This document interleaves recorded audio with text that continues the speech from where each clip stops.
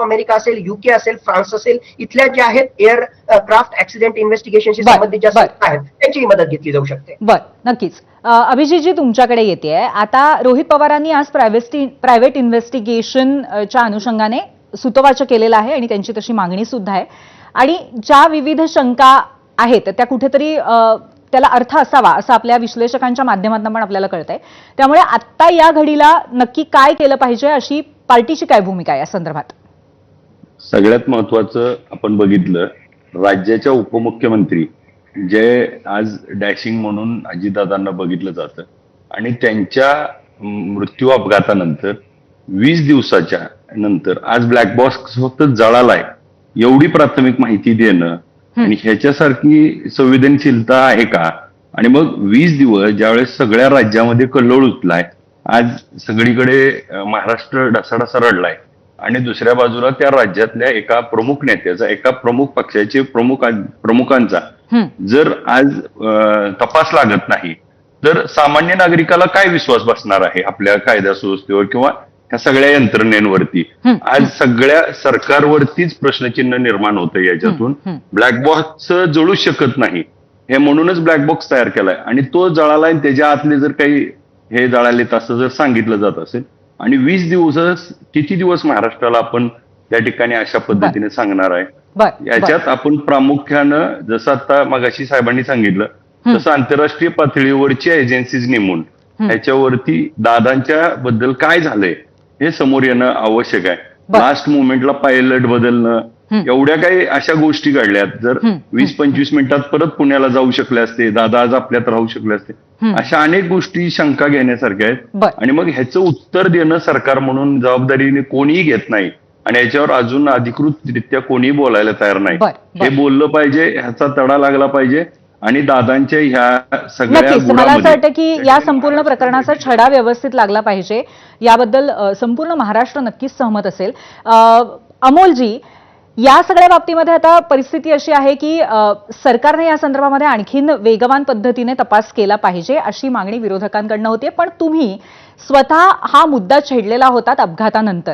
तुम्हालाही असं कुठेतरी वाटतंय का की बाहेरून इन्व्हेस्टिगेशनची गरज आहे? कारण सीबीआय चौकशीची मागणी तर पक्षाने केलेली आहे.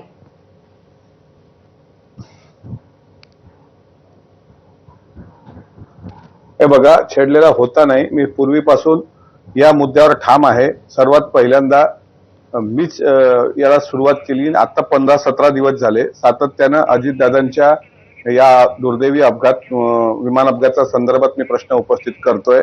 हा ब्लॅक बॉक्स 17 दिवसानंतर सापडतो, याच्या मागचं लॉजिक आतापर्यंत मला कळलं नाही. तो ब्लॅक बॉक्स तर तिसऱ्याच दिवशी सापडायला पाहिजे होता. माझं काय म्हणणं आहे, आता अगोदर साहेबांनी सांगितलं, आता माझे मित्र अभिजित पाटील पण बोलतायत. माझं म्हणणं आहे, ही बाकीची इन्व्हेस्टिगेशन सर्व नंतर करा, वाटल्यास 5 वर्षांनी करा. अरे पण सीसीटीव्ही दाखवा ना. तो ज्या कलिना गेट नंबर 8 मधून दादा आले, विमानात बसले, तो सीसीटीव्ही कुठे आहे?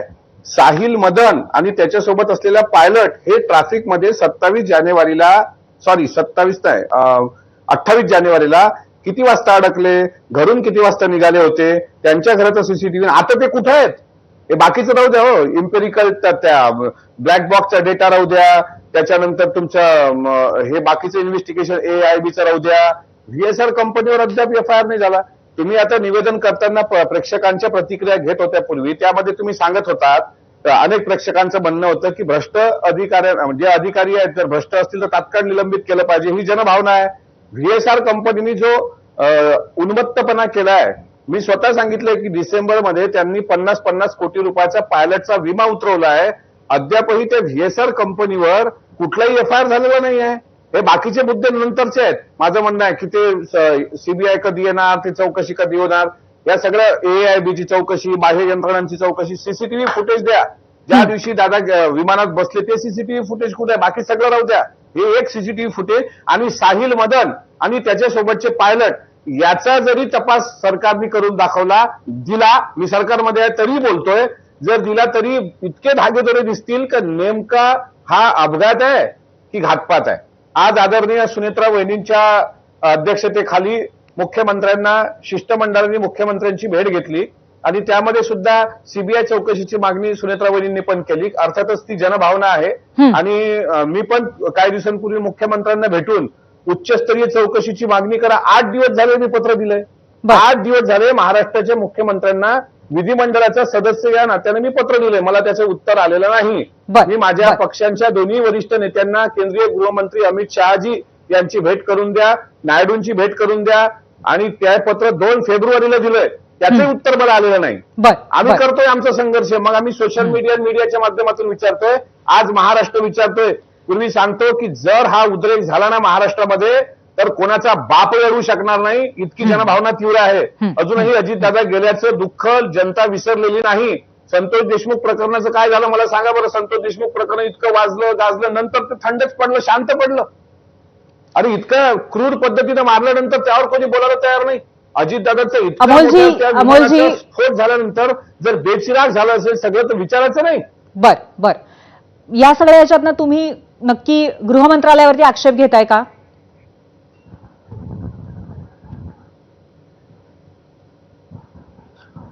अहो आक्षेप असण्याचं कारण आहेच ना. मी स्वतः मुख्यमंत्र्यांना भेटलो आणि मुख्यमंत्री महोदयांना 8 दिवसांपूर्वी म्हणजे आज मंगळवार आहे, मी स्वतः मुख्यमंत्र्यांना भेटून विनंती केली की या प्रकरणाची माजी सर्वोच्च न्यायालयाचे माजी न्यायाधीश यांच्या अध्यक्षतेखाली चौकशी व्हावी किंवा उच्चस्तरीय चौकशी गठीत करावी. माझ्या प्रश्नाला अद्याप उत्तर भेटलेलं नाही पत्राला. मुख्यमंत्र्यांच्या बाबतीत झालंय. आम्ही सुद्धा पत्र देतो, आमच्या पत्राला केराची टोपली आहे का मग?